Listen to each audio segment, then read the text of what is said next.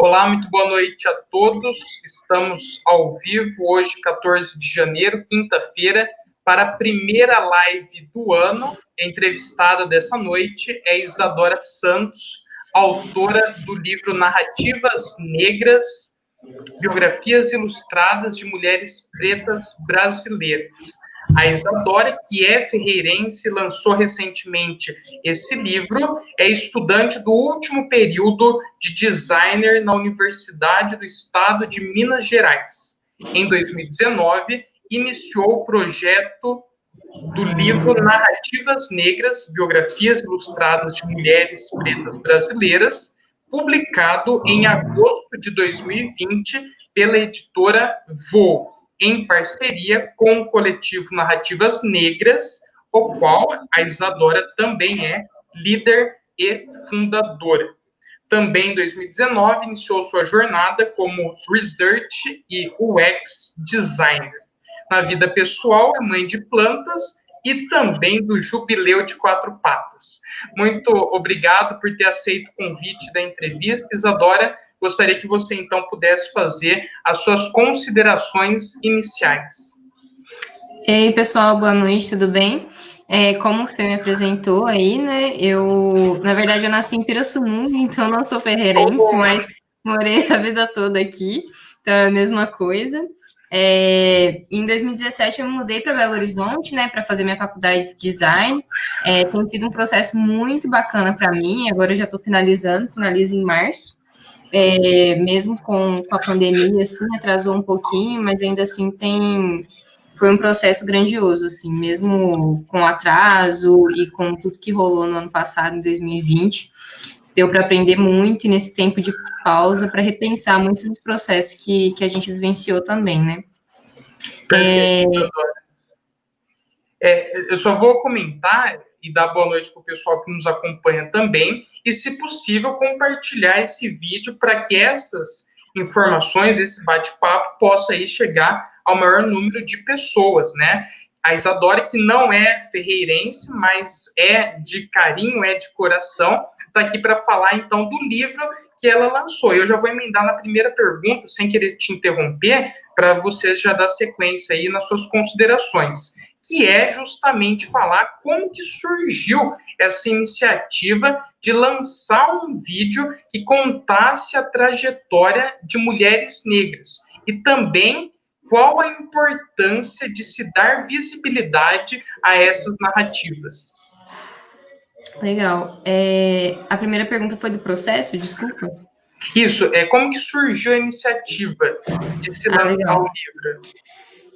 Então, como eu estava dizendo, em 2019 foi quando eu comecei esse projeto, né, o Narrativas Negras, por uma demanda de faculdade, uma demanda comum, que no quinto período a gente precisa fazer uma produção gráfica de um livro qualquer, mesmo que seja um livro sem conteúdo real, pode ser um conteúdo fictício, retirado da internet, mas como esses projetos costumam ser bastante caros, assim, para a produção, o custo de impressão ele é bastante elevado, então eu decidi fazer algo que realmente fosse real, assim, que continuasse, tivesse algum nível de profundidade, né? Tanto na questão do design quanto na questão de conteúdo. E é a partir disso que surgiu o projeto em si, né? Como eu não sou escritora, eu agora até escrevo alguns artigos também e tal, mas não sou escritora de contos, não sou escritora de biografias, enfim. Eu convidei as meninas pela internet, fiz uma convocação pelas redes sociais para que mulheres escritoras, mulheres da área de letras pudessem fazer esse conjunto comigo, né? E aí foi isso, assim, essas meninas começaram a surgir pelas redes sociais, acabou que no final das contas surgiram até mais pessoas do que o necessário. E cada menina também acabou trazendo uma nova mulher. Eu já tinha feito uma curadoria de 30 mulheres, a partir de referências bibliográficas que eu tinha, mas ainda assim essas meninas de outros estados e outras regiões puderam fazer esse apanhado mais regional, de muitas mulheres que não existiam nem na internet, nem em livros, e que apareceram exclusivamente até no nosso livro. Então, isso foi bastante importante para a gente, né? E nessa questão do porquê é importante, fala muito sobre tanto a representatividade de raça, a representatividade de gênero, mas também a representatividade regional, né? Porque além de mulheres do Sudeste, que é um dos lugares onde mais tem pessoas, onde a cultura é mais valorizada, onde as pessoas falam muito sobre quem são as pessoas que moram no Sudeste, fizeram história, nós temos nordestinos, nós temos nortistas, nós temos sulistas, pessoas que também, regiões que também têm essas pessoas que mudaram a história do país, né? Que devem ter suas histórias contadas, tanto mulheres quanto homens, mas nesse caso, na relação de gênero, que mulheres, né, o gênero feminino é muito mais apagado que o gênero masculino na história, essa é a importância do nosso projeto. E graças a Deus, assim, as pessoas têm visto, têm entendido essa importância. Até agora a gente vendeu já mais de 300 exemplares para todo o Brasil e até para fora do Brasil. E eu acho que é um pouco disso, assim.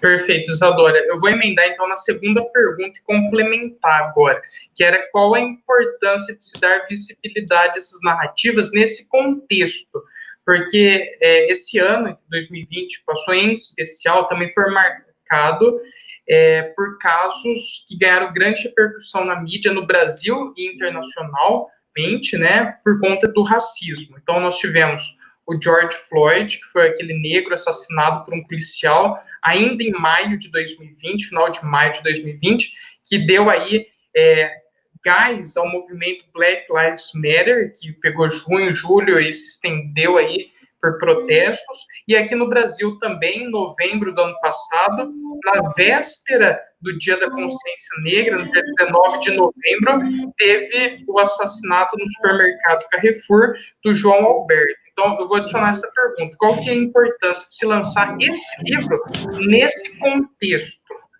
Legal. Então, eu vou trazer um pouco, não só da consequência disso, né? Porque eu acredito que as mortes das pessoas sejam consequência de um posicionamento político que a gente está tendo já há um tempo, né? Infelizmente, na nossa cidade, a maioria dos votantes são de direita. Eu não sou de direita, né? A maioria dos votantes foram para o Bolsonaro no ano das eleições.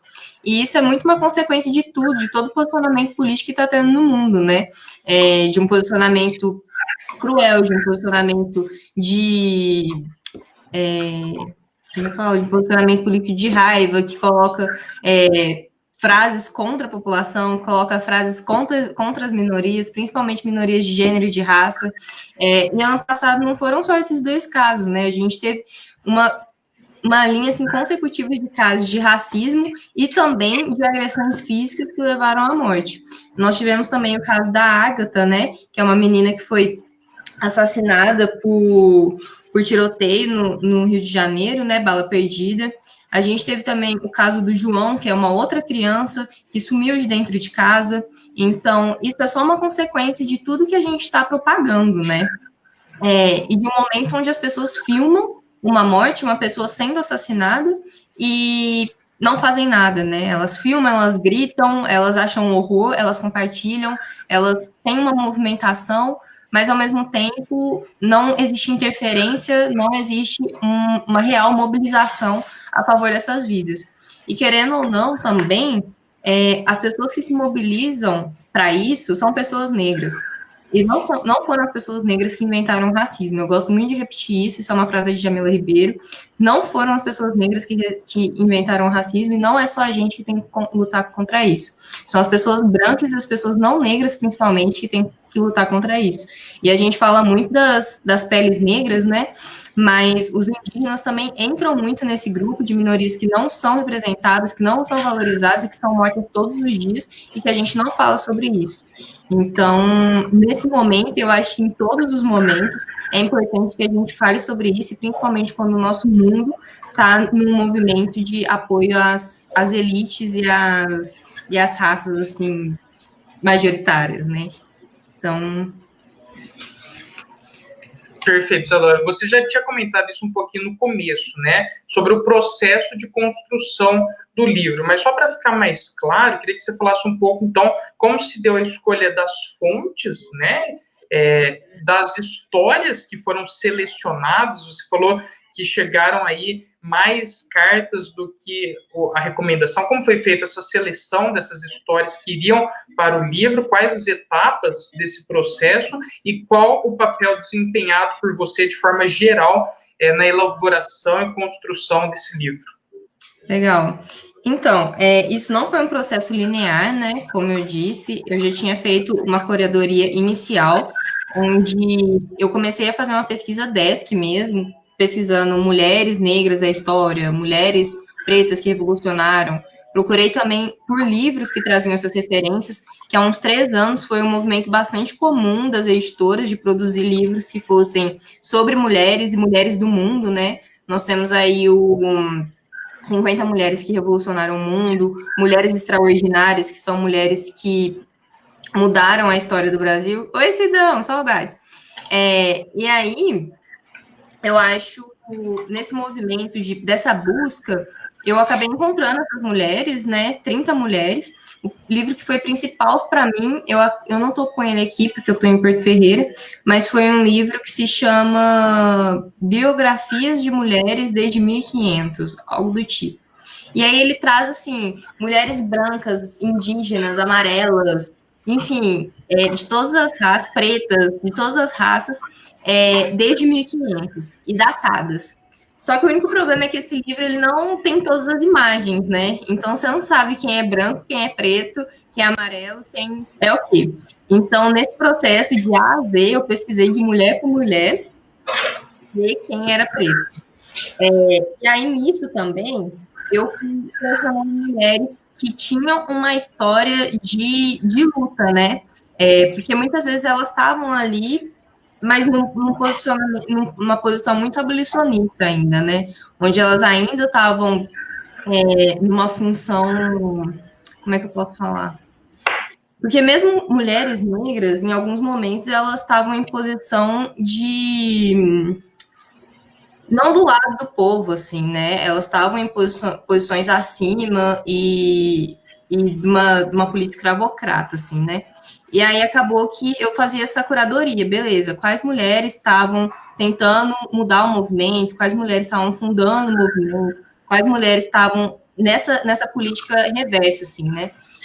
E aí foi mais nesse sentido a seleção inicial. Depois disso, eu comecei a convocar as meninas para essa escrita das 30 mulheres que eu já tinha selecionado, e elas começaram a trazer algumas outras mulheres, né? Então, nisso surgiu a Eva Maria do Bom Sucesso, surgiu a Maria Firmina, surgiram outras mulheres que eu ainda não tinha mapeado. Até surgiu uma outra agora que eu não. A Neuza Santos também foi uma das últimas mulheres colocadas na curadoria, que simplesmente a sobrinha dela chegou na gente e falou: Gente, a minha tia é psicanalista, ela faleceu em tal ano, e aí, ela tá na curadoria? Não, ela não tá.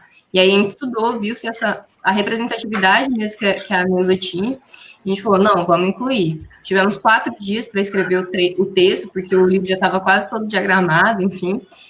Mas o processo ele foi bastante não linear, né? Então, foi mais ou menos isso. E aí, a minha participação, eu participei de todos os processos, desde o início até o final. Eu fiz esse processo inicial de curadoria, fiz a organização das pessoas, nessa gestão, né, de fazer com que as pessoas fizessem os textos no prazo, de que as meninas entregassem também ilustrações no prazo, porque além de mim como ilustradora, nós tivemos outras ilustradoras também. Fez com que as meninas se organizassem para começar a revisão do conteúdo. Quem foi responsável pela revisão editorial foi a Bruna Silveira.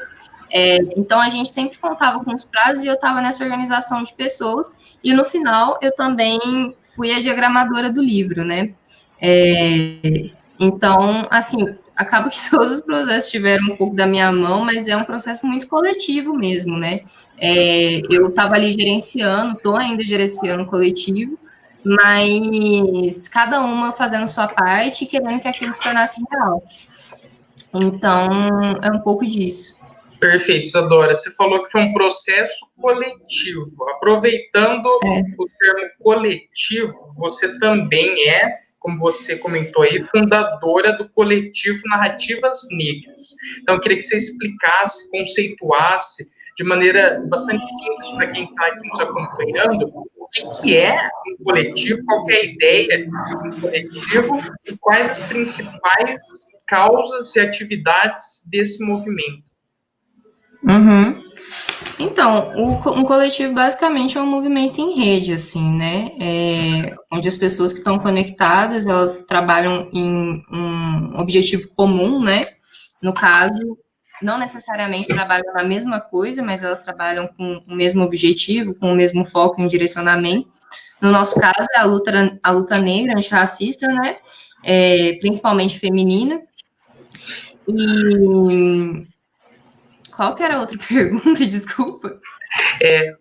Falar um pouco qual que é a ideia do coletivo, né, e quais as principais causas e atividades do movimento, como são as reuniões, projetos, se houverem, como que funciona essa parte. Legal. Então, atualmente no Narrativas, a gente fez a publicação no ano passado, né, em agosto. Depois da publicação, a gente fez o evento de lançamento, que foi um evento bastante legal, que aconteceu no mês de outubro. Nesse evento, a gente fez a venda de alguns exemplares já e também fizemos uma parceria com o Afropub, que é um pub de Belo Horizonte focado para pessoas pretas.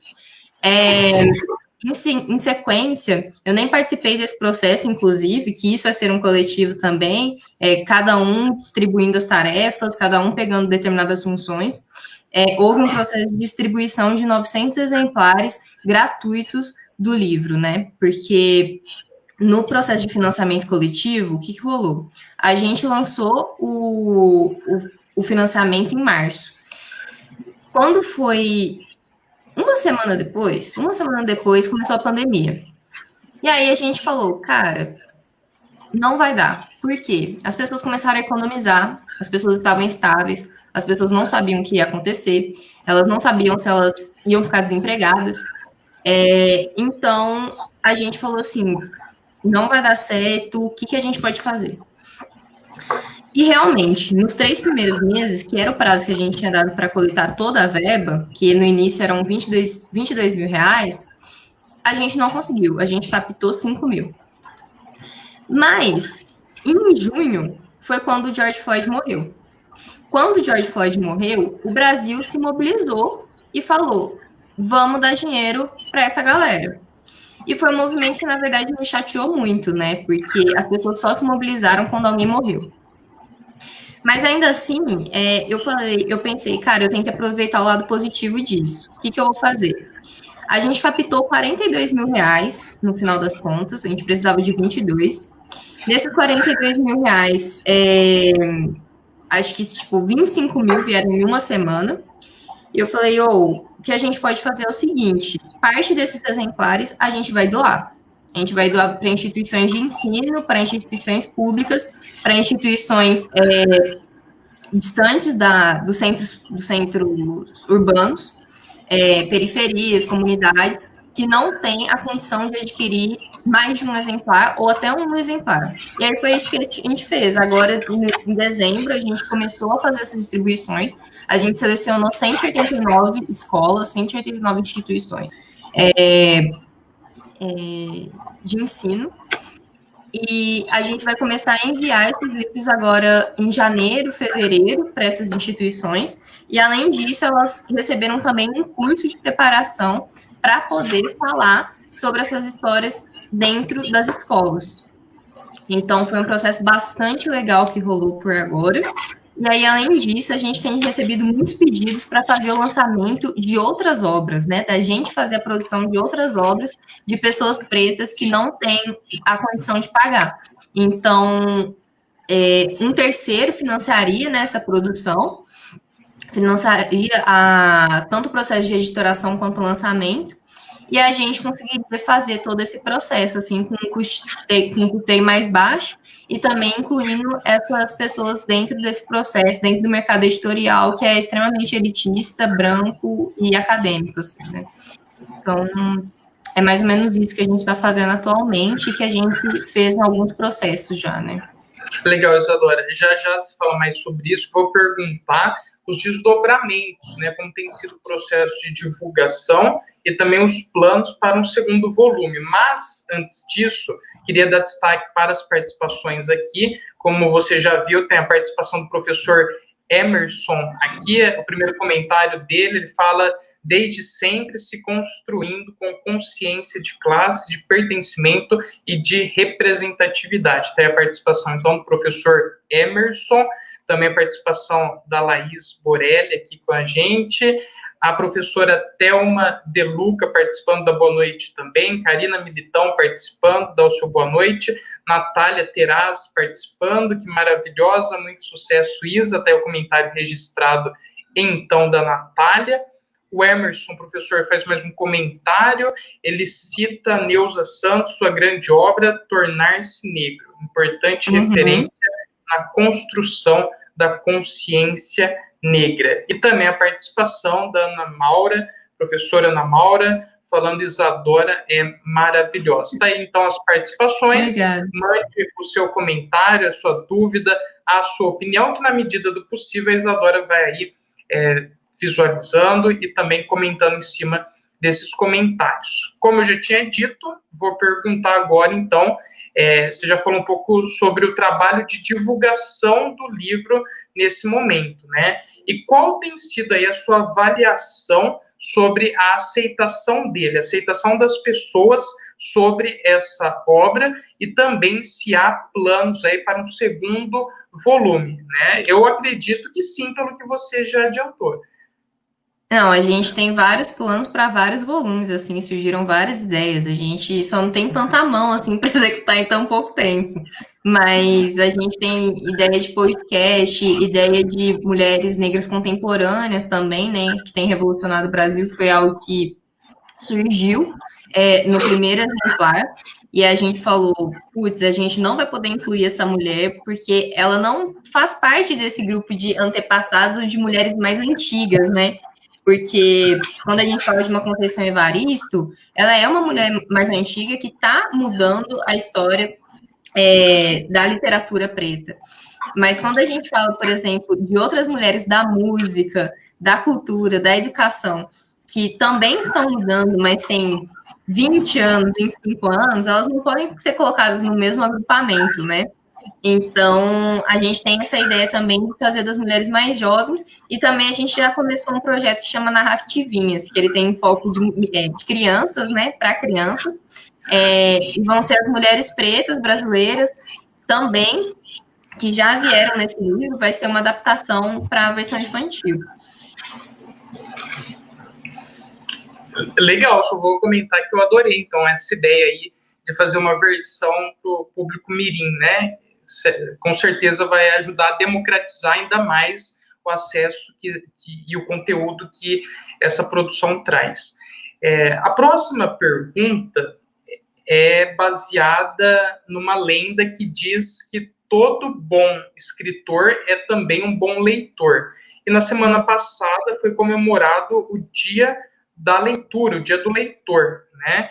Que dicas você poderia dar para quem deseja desenvolver o hábito da leitura? Quais seriam aí as suas recomendações para isso e as suas inspirações que você poderia estar indicando para a gente? Então, cara, eu até fiquei pensando assim sobre essa pergunta em si antes, por quê? Porque eu acredito muito nessa questão de hábito, assim, mas ao mesmo tempo eu acho que o hábito é muito individual. Quando eu venho aqui numa live falar sobre hábito, eu me sinto meio coach, assim, esse coach meio errado, não um coach educacional, não sei se existe isso, mas eu me sinto meio sem embasamento, né? Porque é a partir da minha experiência individual. Mas sobre mim. Mas já está valendo já também. Sim, sobre mim, a partir do Narrativas Negras, assim, que eu comecei a ter um hábito de leitura, o Narrativas Negras mudou muito, assim, nessa questão, porque eu tinha muita dificuldade de ler coisas com frequência, e atualmente, eu, por exemplo, gosto muito de ler contos, eu gosto de ler crônicas, textos curtos, né? Então, se eu olhar assim no meu Kindle, as recomendações que eles me dão são de textos curtos, porque se eu pegar um Game of Thrones para ler, eu não vou ler, porque eu acho muito descritivo, muito lento, muito... e aí eu não consigo finalizar. Então, assim, uma dica que eu acho que eu daria para mim há algum tempo é encontrar alguma coisa que eu gosto de ler e que seja tranquila para mim, que não seja maçante, eu fique me forçando a ler. Porque a gente tem muito esse hábito, assim, esse mau hábito, né, de se forçar a fazer coisas que, na verdade, a gente não gosta. E tá tudo bem a gente não gostar daquilo. O importante é a gente encontrar alguma coisa que a gente gosta. Eu, por exemplo, também gosto muito da plataforma Medium, né, que são alguns artigos breves sobre várias coisas diferentes que a gente pode ler, às vezes, ali em 5 minutos, 10 minutos, no tempo que você tem livre, e você consegue ter uma leitura gostosa também. Além disso, essa coisa de tipo, um pouco por dia. E se não der tempo, tá tudo bem também. Porque, por exemplo, eu tenho a rotina muito corrida. Então, eu vou pro trabalho, eu estudo, eu tenho narrativas, eu tenho um projeto pessoal, tenho um monte de treino. E nisso, eu acabo, em alguns dias, não tendo real tempo, assim, sabe? O tempo que eu tenho é para deitar na cama e falar, putz, acabou o meu dia, estou descansando. Então, se não der tempo, tá tudo bem também. Eu acho que esse hábito, ele é a partir de coisas que te satisfazem, que te fazem bem. E se não der tempo, ok. Fica tudo tranquilo também. É legal, Isadora. E agora, só para completar, então, quais recomendações você teria no caso de leitura? Indicações de autoras, de autores, de livros que você aí poderia indicar? Leituras recentes. O professor Emerson, como você viu, citou aí a obra da Neuza Santos. Que obras, que inspirações você poderia estar passando como indicação? Cara, o livro que eu sempre falo, assim, né, que para todo mundo que quer saber um pouco sobre essa questão de luta antirracista, é o da Djamila Ribeiro, do Pequeno Manual Antirracista. É uma leitura muito breve, uma leitura muito sucinta, que fala muita coisa, que explica muita coisa sobre como ser antirracista, assim, que é um termo muito comum hoje, que todo mundo fala, eu sou antirracista, eu não sou. Mas, tipo, beleza, o que é isso? O que a gente pode fazer para tornar isso realmente real, né? Um outro livro que eu gosto bastante é o da Conceição Evaristo, que é o Olhos d'Água. Também é um livro de crônicas, assim, que são crônicas muito pesadas, inclusive, assim, eu não indico esse livro para se você quer ter uma leitura leve, porque ele fala muito sobre esse abandono das pessoas pretas, né, sobre o racismo estrutural, sobre a condição de uma pessoa preta de periferia, e principalmente mulheres pretas periféricas, assim, e ela aborda isso de uma forma muito direta e clara, né? Então, eu também gosto muito, muito dessa leitura. Tem também a Nilma Ribeiro, tem também a Sônia Guimarães. Eu indico principalmente essas mulheres pretas, assim. E para quem não gosta de ler livro, eu indico que às vezes sigam elas no Instagram, porque elas postam várias pílulas também de leitura. Depois eu posso deixar uma lista também das mulheres que eu leio no Medium. Eu não sei o nome de todas, na verdade, assim, que é até um erro, mas no Medium eu costumo ler alguns textos sobre como nós, como mulheres pretas, a gente precisa se valorizar, o quanto nós somos abandonados em relacionamentos, na relação de trabalho, na relação de tudo, assim, né? Então, eu leio um pouco sobre isso também no Medium. Eu posso deixar alguns links aqui depois. Perfeito, Isadora. Só vou pedir para você falar de novo o perfil no Instagram, porque não ficou claro para a gente. Você falou do perfil no Instagram, como chama? Eu falei para seguir essas mulheres no Instagram, por exemplo, sim. A Djamila Ribeiro, ela publica bastante coisa no Instagram, ela faz lives, ela é bastante ativa lá na rede. Tem também a Nina Silva. A Nina Silva, ela é líder do movimento Black Money, né? Ela é fundadora do movimento Black Money.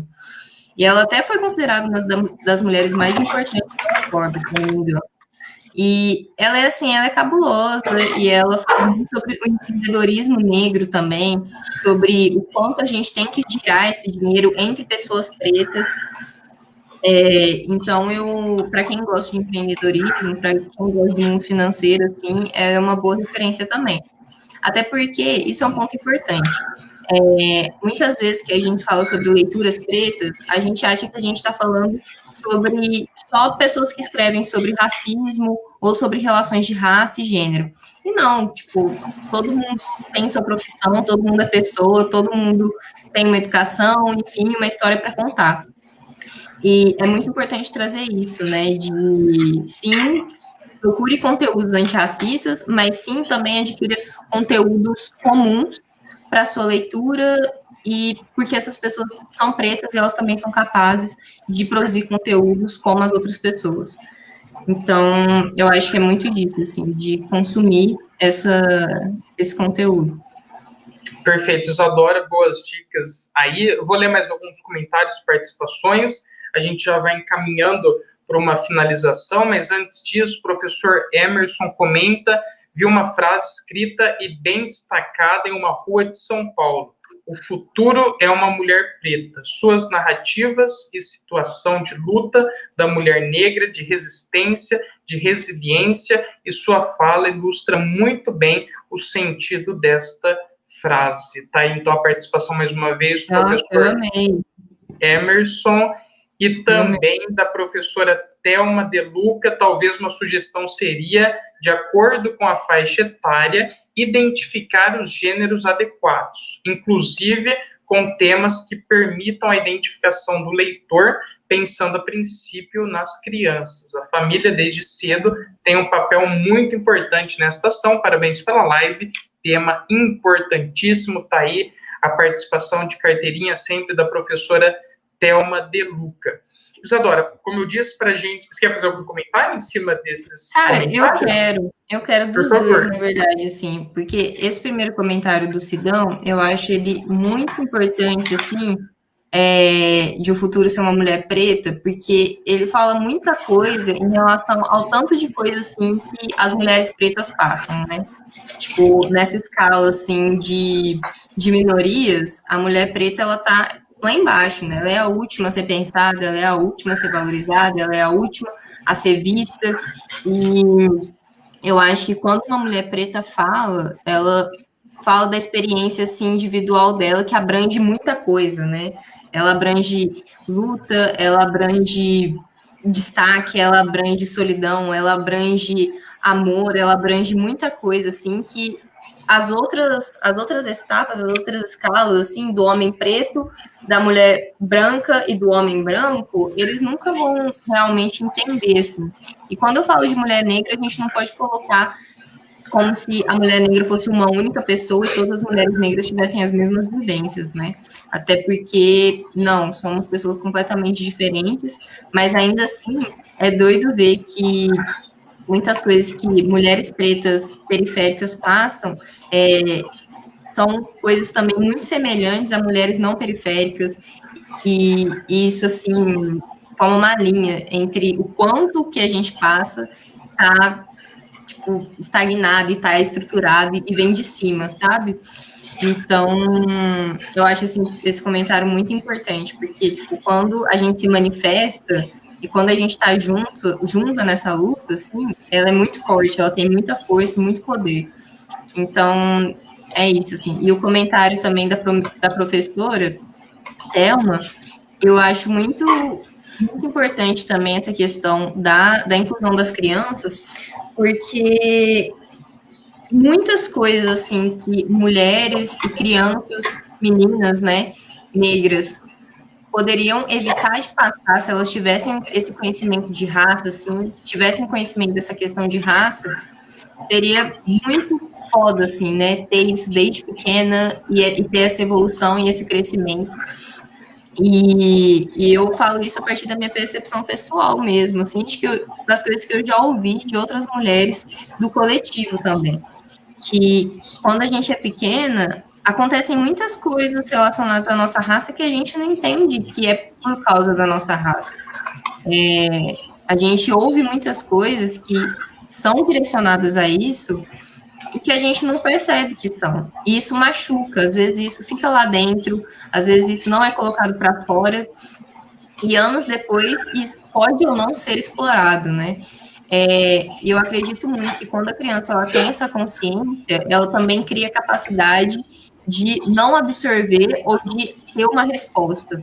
E isso é essencial, assim, para gerações futuras, tanto para as crianças, tanto para as gerações depois das crianças de hoje, para que elas possam já crescer com esse conceito de que sim, essa luta existe, que sim, questões sociais existem, que sim, as pessoas não são todas iguais, porque elas não são. Se fôssemos todos iguais, a gente não estaria nessa discussão e o mundo seria extremamente chato.